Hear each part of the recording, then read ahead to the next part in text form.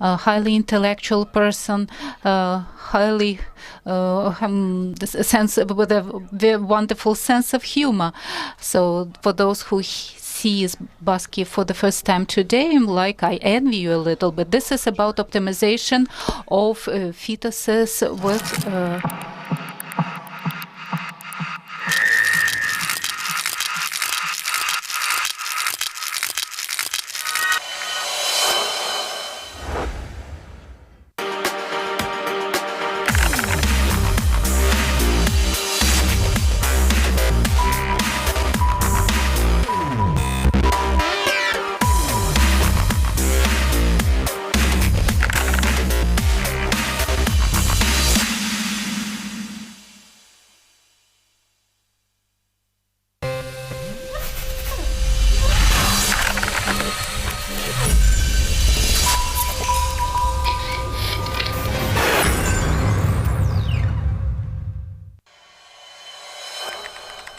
Чи знайома вам ситуація, коли лектор під час презентації дуже активно розхвалює конкретний препарат? А якби ви дізналися, що цей лектор має фінансову зацікавленість в своєму матеріалі?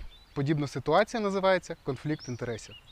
Більшість передових вчених, науковців мають конфлікти інтересів, але саме розкриття забезпечує прозорість відносин між лектором, між професором та професійною спільнотою. Вимагайте від академічних працівників, від лекторів, від професорів розкриття конфлікту інтересів. Суть не в тому, щоб не мати конфліктів інтересів, а в тому, щоб їх розкривати.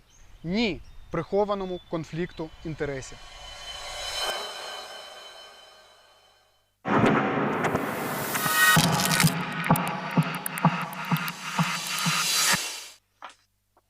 Morning, Basky. Do you hear me? Morning, Victor. I don't want to waste time because we have a lot of things to discuss. Are you okay? The weather in London seems to be good again. Yeah, more or less. Okay. So we are talking about IOGR and about early realization. And so you have 30 minutes talk, and then we'll have about 30 minutes of discussion and answering the questions of our colleagues. Are you okay with that? Sure, sure. Okay, so let's go on. We may have to have a slightly shorter discussion, but that's fine. Okay, no problem. So we'll have, it's according to you. Would you prefer to have 20 minutes? 20 minutes discussion? Perfect. Thank you so much. Okay. We are ready. Okay. Lovely. So I've been asked to talk about early fetal growth restriction, and that's all fundamentally the importance of fetal growth restriction is based around this particular association.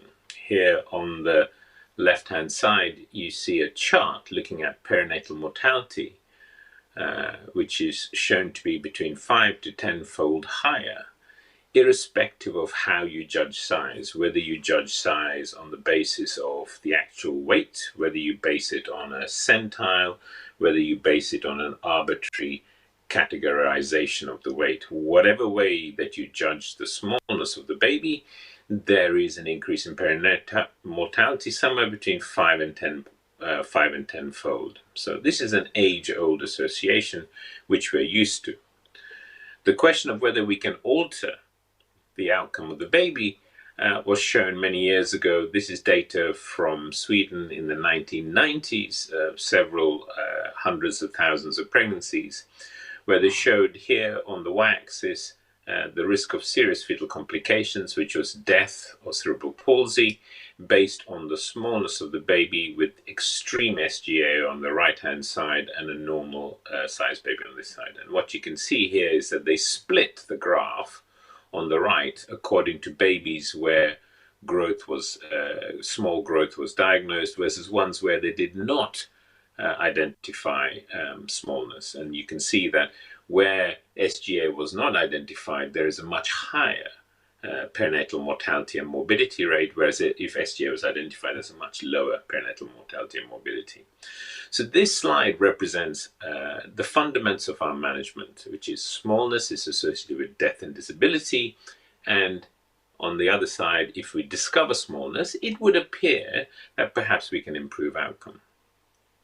So the first thing we need to say is, well, how do we identify the babies that are going to be small?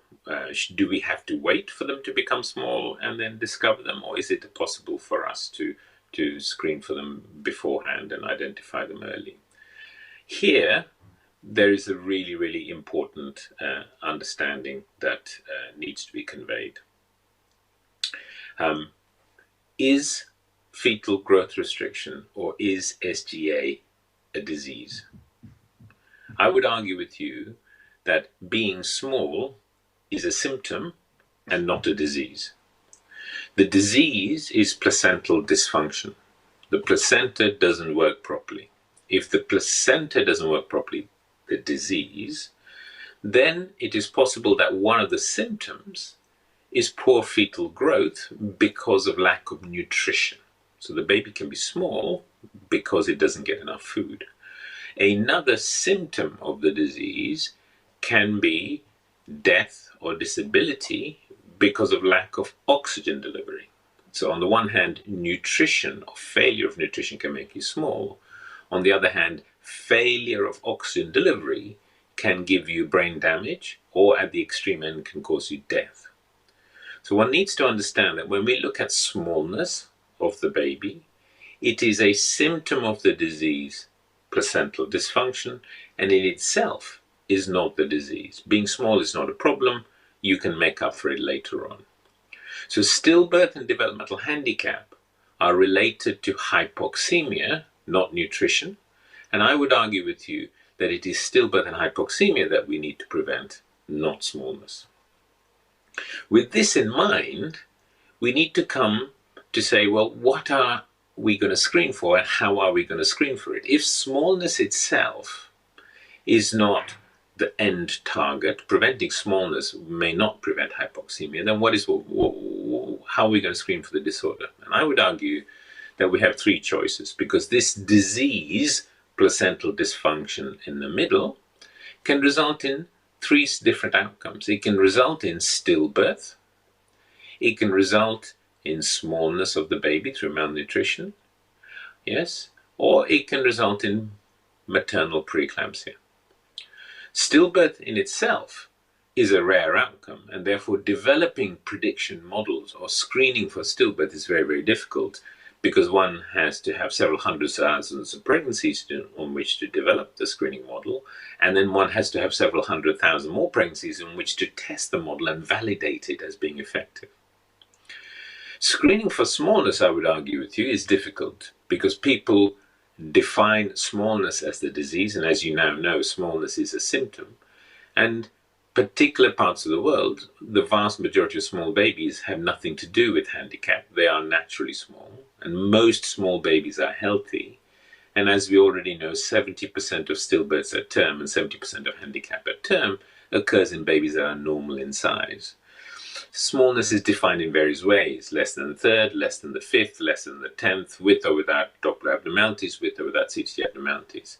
So coming to a consensus about smallness being a disease is difficult, and most papers are highly varied. They tend to use SGA, small for gestational age, as a target. And as you know, small for gestational age is not the disease, it's not a disability, it's not persistent. And the parents don't care 20 years later whether my baby was 2.5 kilos or 3 kilos. What they care about is my baby dead, or is my baby handicapped as a consequence? So I would argue that smallness is not a satisfactory target. And therefore, we have always used preeclampsia as a proxy for placental dysfunction. It's a much better proxy because it can be objectively assessed. With this in mind, our unit at St. George's over 2 years ago transferred from a conventional system like this. This is what most obstetric units do. They have a risk assessment sheet when the woman comes. We go through the sheet and we tick the boxes and say, okay, you have had this in your history, you have this in your history, you are high risk. The problem with this, and it's the same in the UK, the Royal Colleges and the NICE guidelines and the American College all recommend this kind of approach of using a checklist, and on the basis of the checklist you allocate risk. The big issue with this is that it doesn't work. Yes, many of these risk factors are shared in our population. So using a risk factor checklist like this often would make 30 to 40% of your women high risk.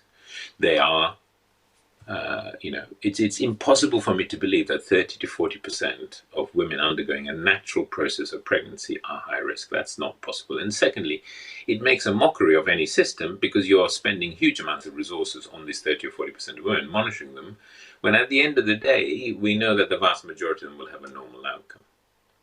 So what's the problem here? The problem here is we've taken an association, for example, age or obesity.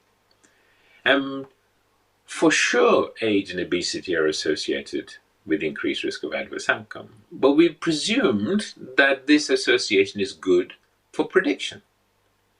Let me demonstrate why that is not the case. This is an association. It's a very good association. The R-squared value is 0.97 on the top right there.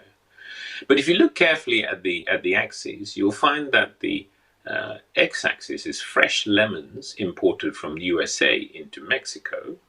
And on the y-axis is the total number of deaths on the motorways and highways of the United States. And you can see that as more lemons come in to the USA from Mexico, there is a significant and dramatic drop in the number of people that die in their cars on the highways of the United States.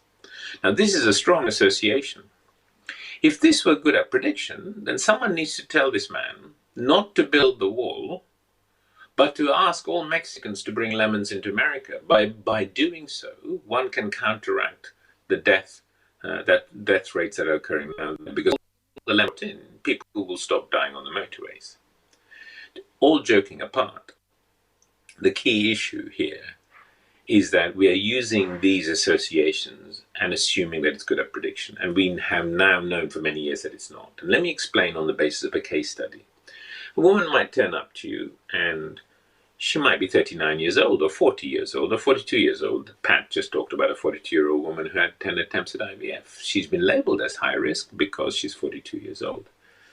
But what if she hadn't had IVF? What if she's had 3 previous pregnancies in the last 6 years of normal weight babies and never had preeclampsia in those pregnancies? And the pregnancies all went to 9 months. And the woman herself is of normal weight and she doesn't smoke. She's fit. She doesn't have any medical disorders. Yes? Is she still high risk? This 42-year-old who's had 3 children in the last 5 years or 6 years, no diseases, perfectly healthy, a non-smoker, an ex-Ukrainian Olympic athlete, is she still at high risk? Of course she's not. We only use these checklists to stigmatize women, to tell them they're high risk. We don't say, but you don't have all the other factors, so we should reduce your risk. Yes, we need to look at the relationships between the risk to be able to use them better. The other problem with this checklist is that the risk is indeterminate. What we mean by that is that we tell the woman she's high risk, but don't give her a number. Yes, so a woman who's 40 years old will be called high risk, and a woman who's using crack cocaine would be called high risk also. But are those risks the same? Of course not. Now, what we could do is to integrate these risks. Yes, and you say, well, that's very complicated. No, it's not. If you look at the right-hand side, this is Waze or Google Maps, whatever you want to call it. We use more processing power in deciding how to get from A to B in Kiev in my car than I do when I look at a woman in the clinic and assess her risk in pregnancy. How is that not a negligent process? Why is it that we spend more money ordering pizza and more computing power ordering pizza than we do in assessing the woman's risk? And it's entirely possible that we can amalgamate these risks on a simple algorithm in order to give the woman a determinate numerical risk for her pregnancy. And what this would do, in addition, is reduce the false positive rate from 30 to 40%, whilst increasing the sensitivity for detection of abnormal pregnancies. And that's what we did. So 2 years ago, we adopted the FMF algorithm, and you all know that the FMF algorithm was published in the Asprey cohort publication, was published in the New England Journal, in August of 2017, and in the January of 2018, we implemented the algorithm in the hospital. We had no extra money. It's a standard poor public health setting in the UK. We had no extra resources, no extra people, etc. We just had to reorganize. And we had a practical, pragmatic implementation. We used PAP-A, which is routinely collected for Down syndrome screening. We used 150 milligrams of aspirin. We did do uterine Doppler. And we used a 1 in 50 cutoff because that gave us a 10% screen positive rate. And women who had a 1 in 50 risk, not this arbitrary high-low risk, but a 1 in 50 risk or greater, were given 150 milligrams of aspirin, and at a high surveillance pathway, we just had 2 extra scans in pregnancy. And the women who had low risk were not given aspirin and had a routine maternity care in the UK. What I'd like to show you here was published yesterday in the British Journal of Obs and Gynae, so you can look it up. It's open access. What we showed is this is called a interrupted trend series analysis, or an ITSA. What it shows you in the red part is what was happening to our preterm preeclampsia rates. Yes, our target for this program was to reduce our preterm preeclampsia rate. And you can see that over the several quarters in the previous year and a half, there is a small but gradual increase in the rate of preterm preeclampsia from about 0.8 to 1% of the population. The orange area is the introduction of the FMF algorithm. And remember that if you start aspirin at 12 weeks, it doesn't start to affect immediately on your preeclampsia rates. There is a washout period over which the aspirin has to work, and the woman gets to 24, 26 weeks before she may or may not develop preeclampsia. So that's the orange period. And what you can see is the dramatic effect on our preterm preeclampsia rates. The ITSA analysis, which is a quarter by quarter by quarter 3-month analysis, shows an 80% reduction in preterm preeclampsia. Let me translate that to you. An 80% reduction means that in my hospital now, yes, we get 1 case of preterm preeclampsia about every 5 or 6 months. We used to get 20 cases a year, but we now get 1 case every 5 or 6 months. It is almost virtually eradicated, so low that we've literally had to stop some of our research programs that focus on preterm preeclampsia. What were the other benefits? The other benefits were that the screen positive rate, you can see that using a checklist, we had a 16% screen positive rate. It was dropped to 8% using the FMF algorithm. Previously, our midwives and doctors were so unimpressed with the checklist approach that they only managed to prescribe aspirin to 1/3 of these women that were called high risk. Whereas once we introduced the FMF algorithm, 99% of these 8.2% of the population received the aspirin prophylaxis that they should have done. Not only did we reduce preterm preeclampsia, but we managed to reduce preeclampsia overall by 23%. So at term even, the rates of preeclampsia fell. And the sensitivity for preeclampsia doubled. And as we've already seen, the specificity increased also because we halved our false positive rate. Now, how does this reflect on our detection of small babies? Well, if you use this algorithm, yes, the detection for SGA before 37 weeks is 52%. That means that half of the SGA babies in the population, preterm or early SGA babies, are in this cohort of 8% that we've selected. So that's not bad. So we pick up at least half of the cases of SGA that's going to develop on the basis of screening that 8% of the population.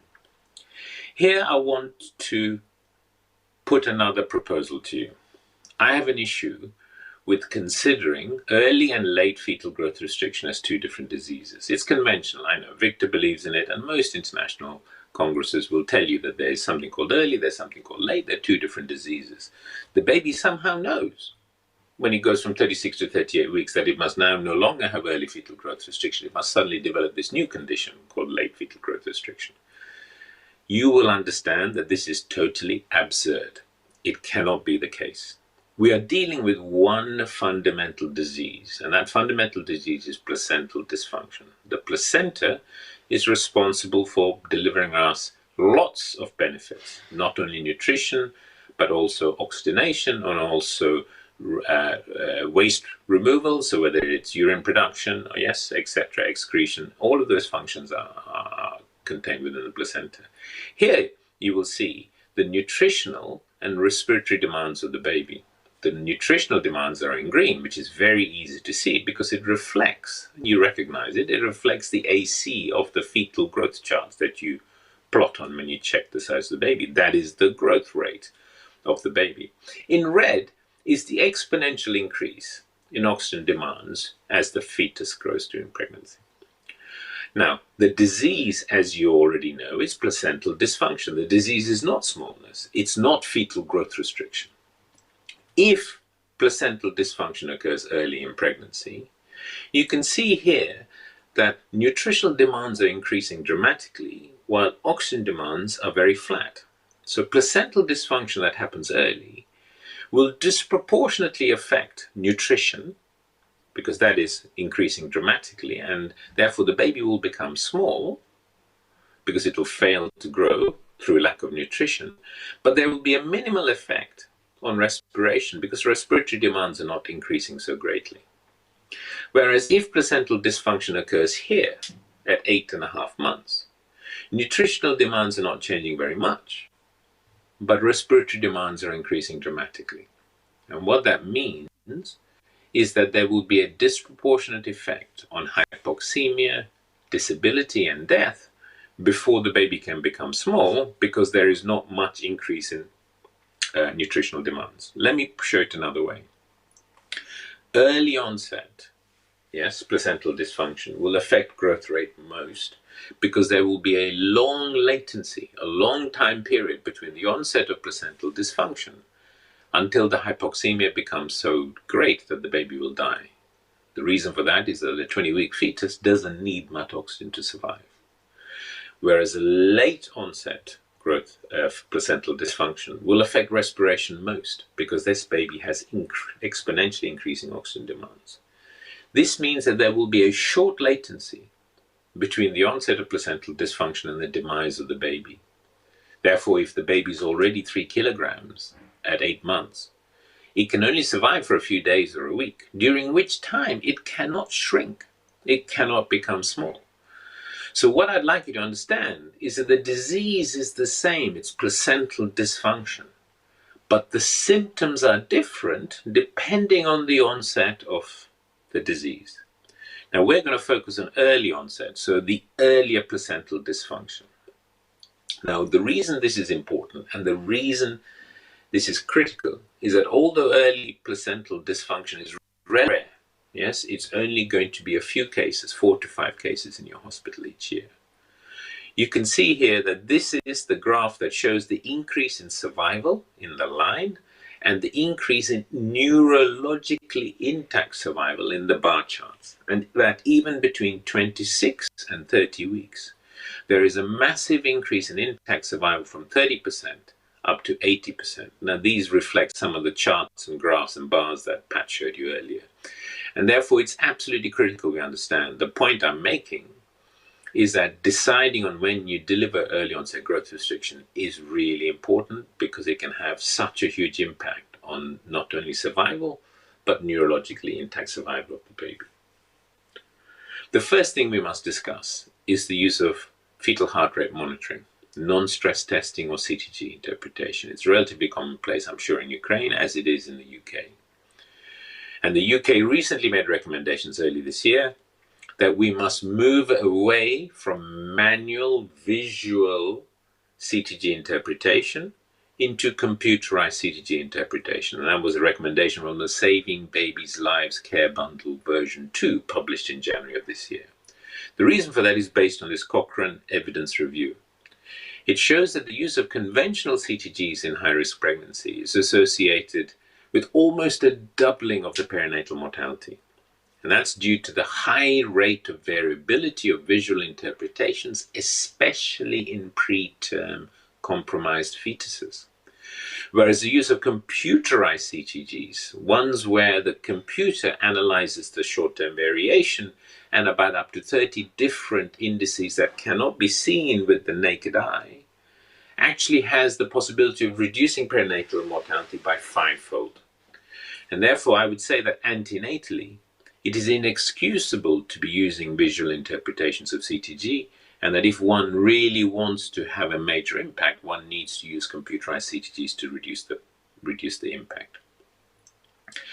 The second thing is that there is common usage of umbilical artery Doppler, and that's based on this kind of Cochrane review as well, showing that umbilical artery Doppler usage can reduce perinatal mortality by up to 30%, with odds ratios between 50 and 90%. And that is, one of the earliest sets of data, and then led to the massive uptake in the use of umbilical artery Doppler. There's no doubt that umbilical artery Doppler is useful, certainly in diagnosing the condition, but I want to tell you in a little while about the caveats about how usage of umbilical artery Doppler may be also cause a problem. Our original data, and this was published by Jim Thornton's group in 2004, was called the GRID study. So when Doppler was first introduced around the time of that Cochrane review, there was a belief that obstetricians could do great work, and the GRID study was to look at early onset growth restriction. And the trial was very simple. They said, well, if you have a baby with fetal growth restriction early, you either deliver early, immediate delivery, randomization, you deliver late on the basis of whatever test that you do, whether it is visual CTG, umbilical artery Doppler, middle cerebral ductus, whatever. You can do whatever you want. The obstetricians know best. I would argue that this is not a good management trial because the results of the outcome would depend on the lowest common denominator of what most obstetricians did. And therefore, it was not surprising to us that the GRID study, which compared immediate delivery versus some investigation, whatever the obstetrician chose, until they set their thresholds and the baby delivered, showed no difference in deaths at discharge and no difference in disability. And the very unfortunate conclusion of the GRID study in 2004 was that obstetricians really did not know and could not help early onset fetal growth restriction, that death and disability was the same, irrespective of whether we delivered at the time of diagnosis or whether we did clever tests, or what we thought were clever tests to prolong the pregnancy. And that really was a premature study, because in 2004, the publication, and therefore in the late 90s and early 2000s, we really didn't understand Doppler and its utility. Here is a simple graph, and I don't wish to undermine the audience's essential knowledge. On the bottom right is uterine artery Doppler, and uterine artery Doppler tells us about the mother, if you remember anything from yesterday's talk. It is a way of screening for poor maternal perfusion and placenta, and it's a form of risk assessment. It doesn't really tell us anything about fetal well-being. Umbilical artery Doppler, as I've said, have some caveats. It is a tool, but we must remember that the umbilical artery is looking at blood flow to the placenta. It is telling us about placental function. It is not telling us about fetal function. Bear that in mind. It's telling us about how well the placenta is working, but we throw the placenta away when the baby is born. We don't keep it, and I'm not really interested in placental health. I would argue with you that the most important markers of fetal well-being are the middle cerebral artery, which measures the degree of redistribution in the fetus, hypoxemia in the fetus, and the ductus venosus, which is the fetal JVP, the jugular venous pressure that we look at old adults who are in heart failure. And the fetal JVP tells us about how hard the heart is working to keep the placenta and brain perfused. And the harder the heart is working and the more strain it's under, the worse the ductus venosus signal. Around the time of the publication of the GRID study, ourselves, Ahmed Bashat, and several groups collaborated to show that in these early fetal growth restriction cases, the ductus venosus was an important signal in distinguishing fetuses that died from fetuses that would survive with neurologically intact survival.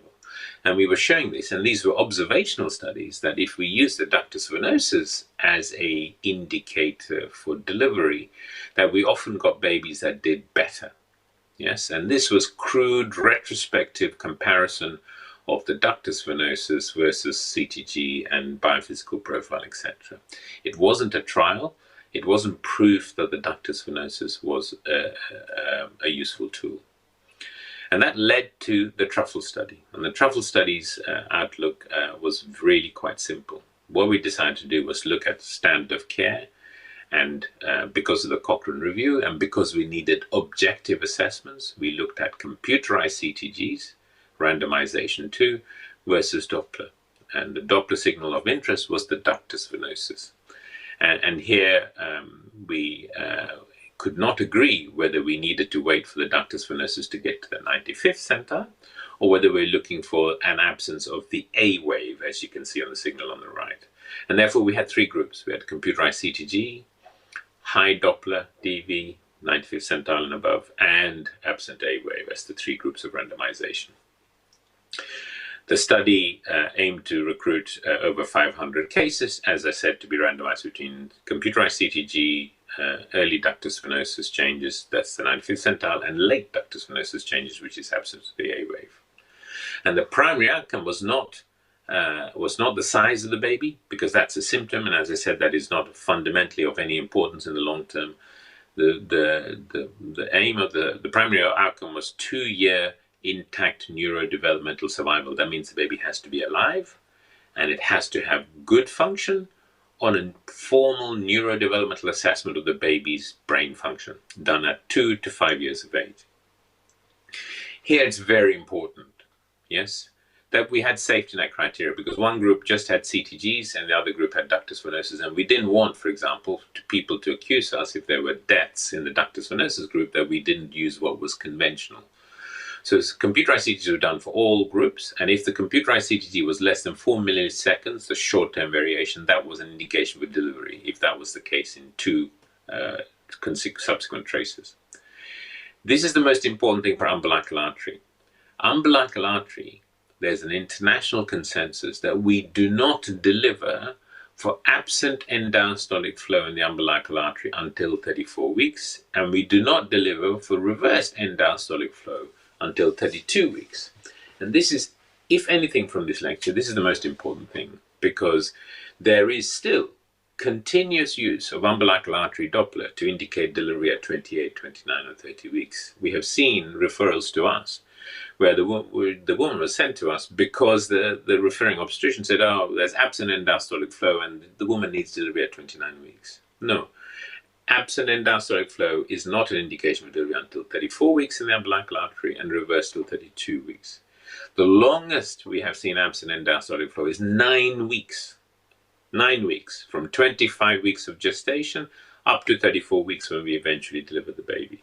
So absent end-diastolic flow tells us about the placenta, not about the baby, and these are the thresholds read at which point the placenta is probably too badly perfused to be able to help the baby. What about ductus venosus Doppler? It's really important. Umbilical artery Doppler is relatively easy to do.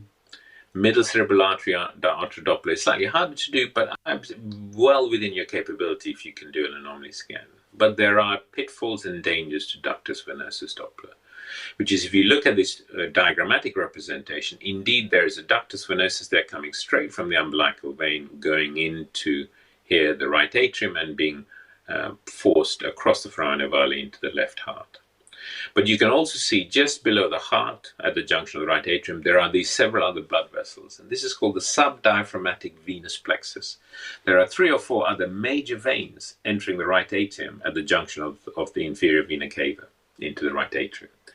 And it is very possible, if you're not careful about how you get your ductus venosus signals, that you can insonate and get a signal from one of the subdiaphragmatic venous plexuses.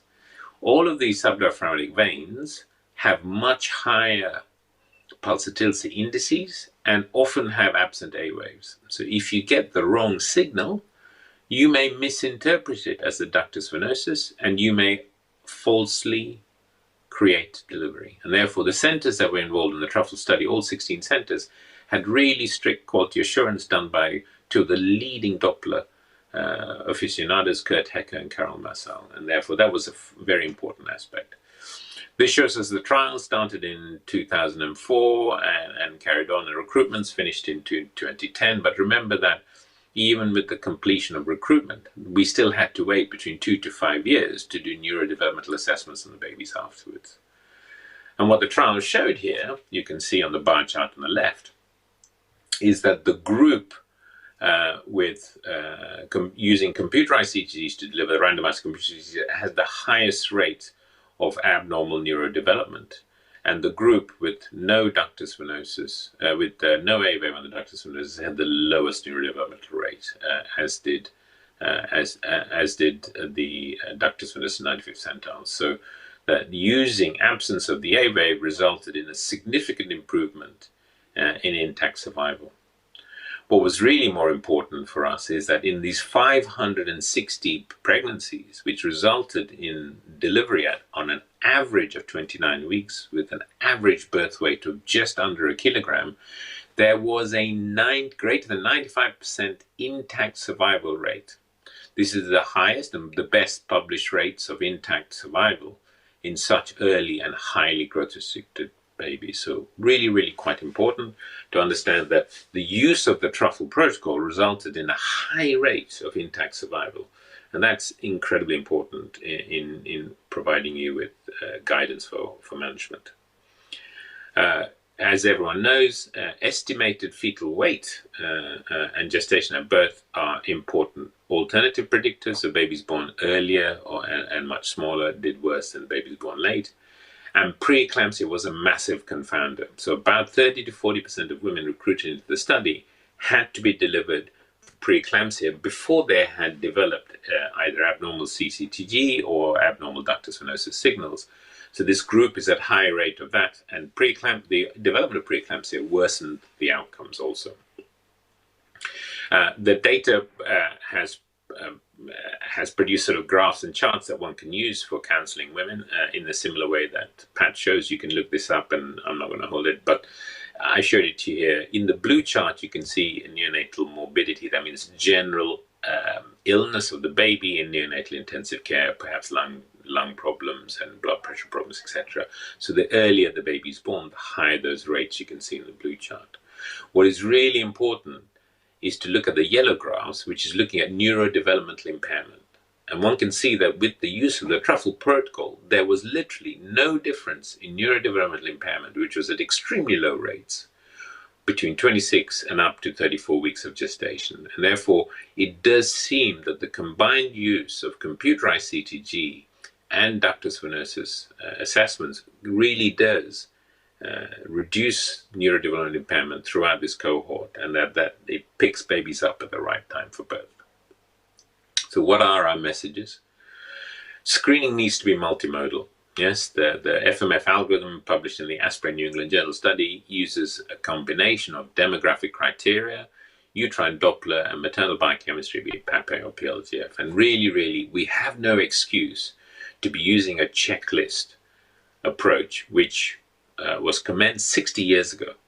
So 60 years of using a checklist when everything else in the world is digitized and use multimodal algorithms, computer or digital algorithms, is really unacceptable. And it's about time that we woke up and started realizing that this sort of approach is absolutely necessary.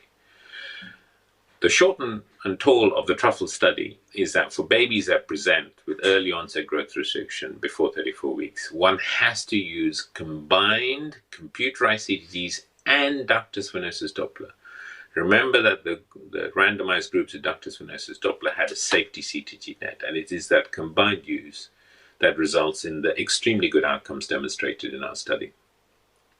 So here are the take-home messages, really important.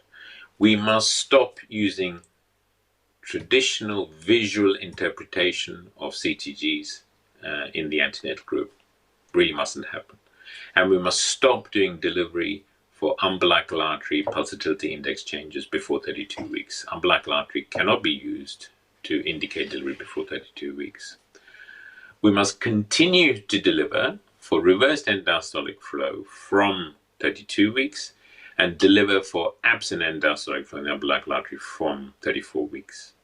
But for all cases, we must consider using the Truffle protocol, which is combined CTG and ductus venosus Doppler. Thank you very much. Oh, very important, Victor. This is, if you're going to read, there are about 10 or 12 Truffle papers. They're all very sturdy, very turgid and difficult to read. This is a really important editorial which summarizes all of the Truffle findings. So if you are to take the key messages, this is the paper to read. Thank you, Victor.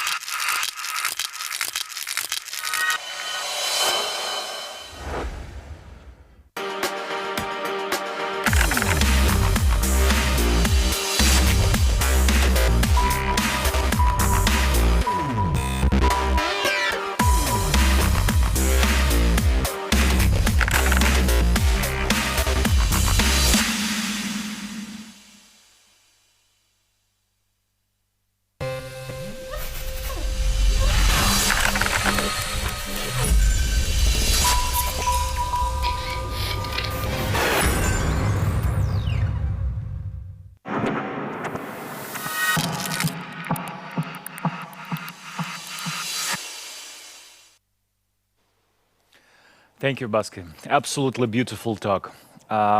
We have 20 minutes and we have too much questions to discuss. Okay, so let's start. Aspirin prevention.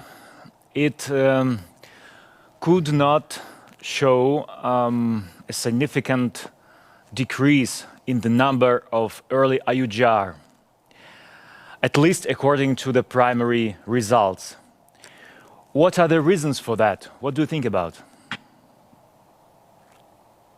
Why we cannot reduce IUGR number with aspirin.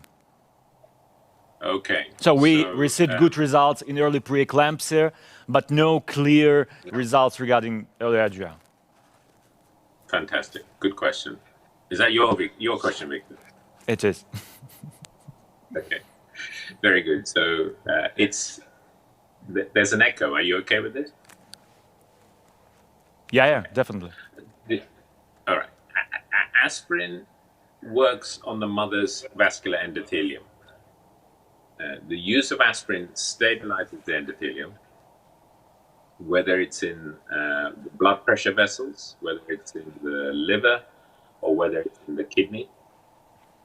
And therefore, when the hypoxic placenta releases all of the S-split, PLGF, etc., that stimulates the mother, the aspirin prevents the responses in the endothelium and delays the responses in the endothelium. So it makes the woman present with hypertension 2 to 3 weeks later than she would without the aspirin.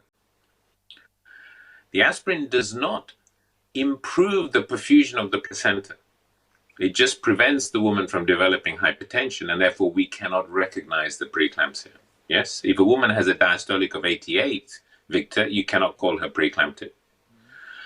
And what happens, therefore, is the woman will develop preeclampsia 2 to 3 weeks later. So instead of developing preeclampsia at 35 or 36 weeks, a preterm variety, she now becomes preeclampsia at term, 2 to 3 weeks later. The hypoperfusion of the placenta remains because the maternal cardiovascular function is poor and the placenta is perfused poorly. And therefore, this poorly perfused placenta will still undernourish the baby. And therefore, the baby will be on the small side. But what you've got to remember, Victor, is that it is not the size of the baby that matters, but whether the baby is in good health at delivery. Let me give you an example. Victor, how heavy were you at birth? 3,800. Right, I was 2,600. Yeah, so if indeed being small impaired my intelligence, imagine how fantastic I would have been if my mother was in Ukraine when she was pregnant with me and she had me at 3.6 kilos. How much more intelligent would I have been? So the size of the baby at birth is not the issue. Yeah. So when a woman develops preeclampsia, we need to monitor the fetus properly. If it is preterm, with the Truffle protocol at term, I think Asma is going to give you tips and tricks about how to improve outcomes at term. And monitoring the fetus, absolutely vital, because preeclampsia worsens the outcome for the baby. So the clue is aspirin will not cure it. You have to monitor the fetus very well. Yeah, thank you. So correct me if I'm wrong, we just postpone actually the debut we postpone the severe preeclampsia, and somehow it leads to another question. You know, in old times we had like two main types of IUGR, early and late. We knew a bit about early, that they have high tolerance for hypoxia. We knew that the level of preeclampsia is high, and vice versa. Those late IUGR were not related to preeclampsia, and we know that they had much worse tolerance for hypoxia, and so on. Especially when we start using aspirin regularly, now we see that there is a certain intermediate type of IUGR. You know, that's something IUGR that starts to manifestate about 28, 30 weeks, and the changes on umbilical artery are not so severe as in the classical early IUGR, and so on. So this intermediate IUGR, can you, from your experience, set certain features that could be useful for clinical practice? No. So there are many questions hidden in there, Victor. First is that this intermediate IUGR is not a new phenomenon. It's simply a function of us doing scans at different gestations and discovering things that were happening already, but we're now discovering it because we're looking at 28 and 32 weeks. So this is not a new phenomenon, it's always been there. And the evidence for that is in Kipros's sub-studies from his Aspirate trial, which shows that the prevalence of IUGR is modified only modestly, very, very small changes in smallness of the baby at any given gestation with the use of aspirin. So this problem has always been there. We're just seeing it more often because we're using ultrasound more often in pregnancy and at various gestations. In terms of management of these conditions, when you see it, it's really, really quite simple. If it is before 34 weeks and you discover the small baby, then you need to follow the Truffle protocol and criteria. And the Truffle protocol is based on there being abnormal umbilical artery Doppler or abnormal uterine Doppler, which tells us that this is a placental disease, and therefore the woman needs Truffle protocol with computerized CGs and ductus venosus Doppler. And if it is later on, then we need to think about other modalities such as fetal redistribution. Okay. Remember that redistribution, the middle cerebral artery is not useful in before 34 weeks. All of the babies have redistribution, so don't look at the middle cerebral artery and deliver on the basis of the middle cerebral artery before 34 weeks. Yeah, definitely. It's some sort of compensation and something that we anticipate to see in these babies, as well as the changes in umbilical artery. Okay, the next question is regarding what is your attitude, or maybe something from your practice, about a chance to, like, let's say, late prevention. So we have early IUGR, 20 weeks. Do we have any possible prescriptions, any possible medications that can improve the situation, like low molecular heparins or sildenafil, whatever? Are there any evidence, and do you prescribe anything in your hospital, or just monitoring? So yes, so please don't use sildenafil, don't use Viagra. There have been multiple studies now that show that it doesn't work, randomized control studies, so Viagra is not beneficial in this cohort. I would argue with you that the problem here is the same as for preeclampsia. Maternal hypoperfusion of the placenta leads to very different symptoms. We can ameliorate the symptoms of preeclampsia by giving aspirin, but we yet don't have a cure for improved nutrition. I think that our targets are wrong, Victor. If we try and find a therapy that results in a fatter baby at the expense of a cleverer baby, we will fail. So our targets should not be based around size, which is just a unique time-dependent phenomenon. And our target should be based around handicap and survival. Now, handicap is rare and stillbirth is rare. Therefore, I would argue with you that it's going to be a long time before we are able to do the studies to show that we can improve death rates, reduce death rates, and reduce handicap rates, because these sort of studies will need hundreds of thousands of pregnancies recruited into it. And these sort of studies will need to look at drugs which improve maternal cardiac function so that it can perfuse the placenta well enough. And those two barriers are considerable barriers. So it will be yet a long time, and there is no substitute for good screening in early pregnancy. No more checklists. It's just simple, yes? No more checklists, and monitoring the high-risk pregnancy so we can diagnose, monitor, and deliver at the right time. Thank you so much. We have a question regarding aspirin. What is the reason to prescribe it till 36 weeks only? Why not to proceed with that? So yes, so some countries say carry on, and countries say stop at 36 weeks. The 36 weeks stopping is on the basis of all of the convincing trials, RCTs, that were done. So the original Uzan trial from 30 years ago and the final New England Journal trial from the aspirin trial in 2017 all stopped aspirin use at 36 weeks, and it worked. So if I know that I can use aspirin until 36 weeks and it reduces preeclampsia, why do I need to continue aspirin use any further? Because I've achieved my goal of reducing preterm preeclampsia. And in most countries in the world, it doesn't matter if the woman develops preeclampsia at term, because the action is quite simple. You deliver the woman. And in most countries, you're checking blood pressure every week. So I don't need a therapy to prevent a disorder that has little or no morbidity and mortality. Okay. What is your attitude towards aortic isthmus? Do you use it in your practice? No, we don't use it in our practice. We did a review of all of the Doppler indices in the early 2000s to look at what may or may not be useful.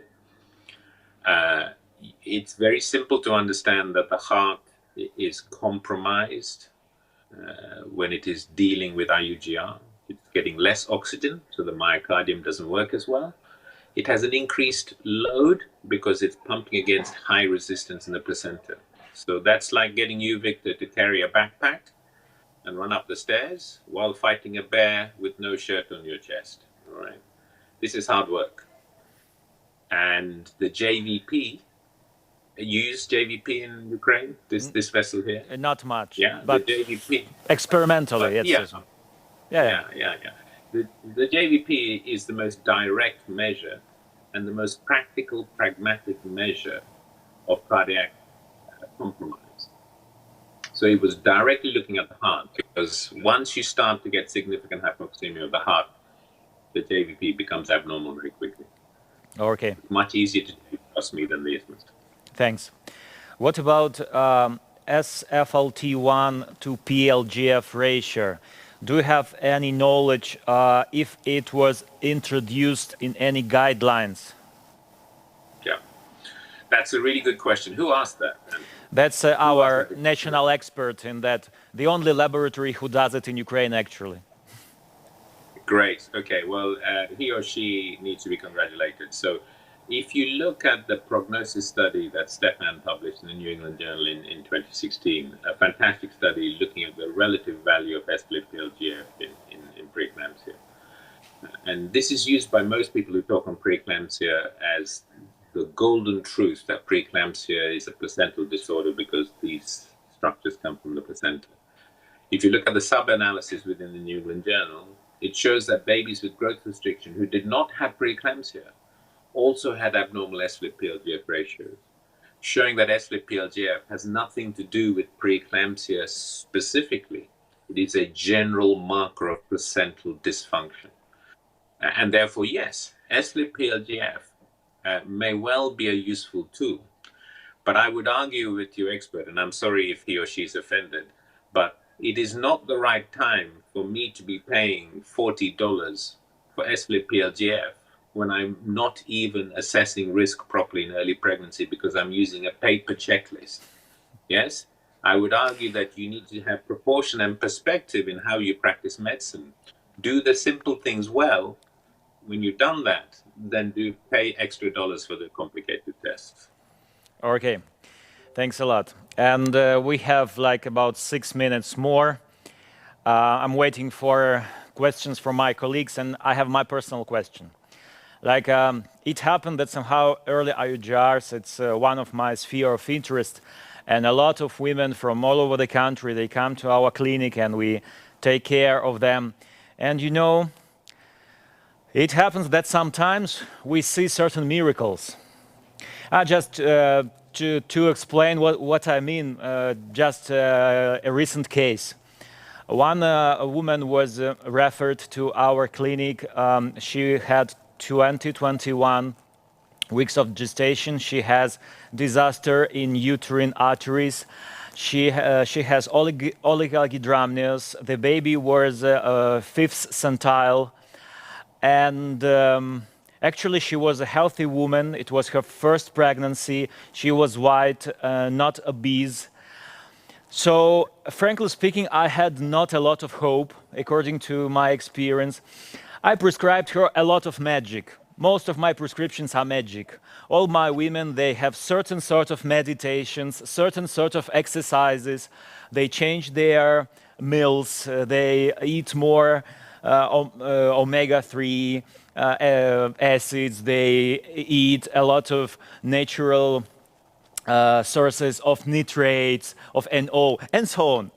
Total magic, total shaman dance. At that moment, her PLGF level was 0.01 mom. Her ratio was 542. Today, she has 36 weeks. The baby is 2 kilos, 300 grams. And we are thinking to give her birth right now or not. So actually, it is still 9th percentile. She had certain changes which were secondary, let's say, renormalized, recovered, but that the situation we have now. And that's not the only case I had in my practice. And in comparison, a lot of another cancers where we could do nothing, even prescribing sildenafil, low molecular heparins, but the basic situation was very close. What's that? How it could be, how it happens? Thanks a lot. Yeah, no, it's a good observation. We had over 600 babies in the Truffle trial, and approximately 10% of the babies do not behave in a conventional way. So we didn't have any magic. We have, for example, 30 to 40 cases of severe early onset FGR each year referred to our unit, and we manage them all very similar to you. And about 4 or 5 babies a year will defy the trajectory that we normally expect for them and will continue to grow. And will just behave in a very different way. I don't have an answer, but I have a suspicion. Okay, and I think there are two possibilities. One is that it is not a conventional hypoperfusion problem, that, for example, there can be choreangiosis or choreangioma, so it's a fundamental problem in the placenta, which means that the baby has a suboptimal flow, but it does not deteriorate in the normal way that all other IUGRs do because the placenta is continually hypoperfused. Yes, so this abnormal placenta itself, not abnormal maternal perfusion, abnormal placenta can result in abnormal hormone levels in the mother because it's releasing them, but it doesn't follow the conventional trajectory where the mother's perfusion of the placenta will continually get poorer and poorer as the baby gets bigger and bigger. Yes, the ability of the mother to deliver decreases. This has nothing to do with the mother per se, it's to do with a choreangiosis, choreangioma, or miswiring of the placenta.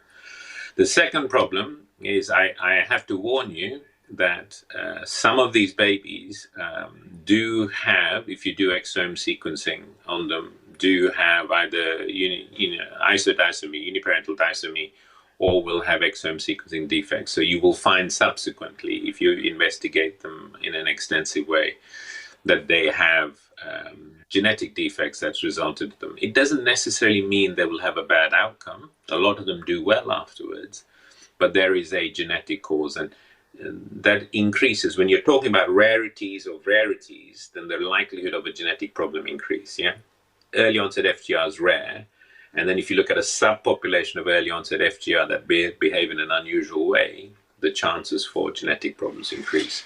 You won't find them on a PCR or array, but you will find them if you look at exome sequencing.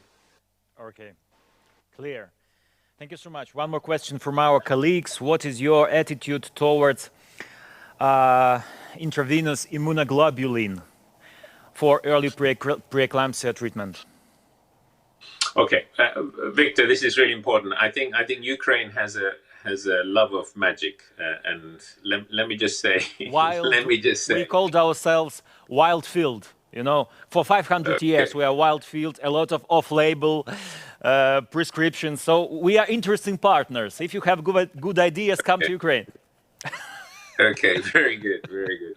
Let me just say that I work in one of the poorest areas of London, dealing with a very multi-ethnic, urban, socially deprived population. I have no money. I have no money for magic.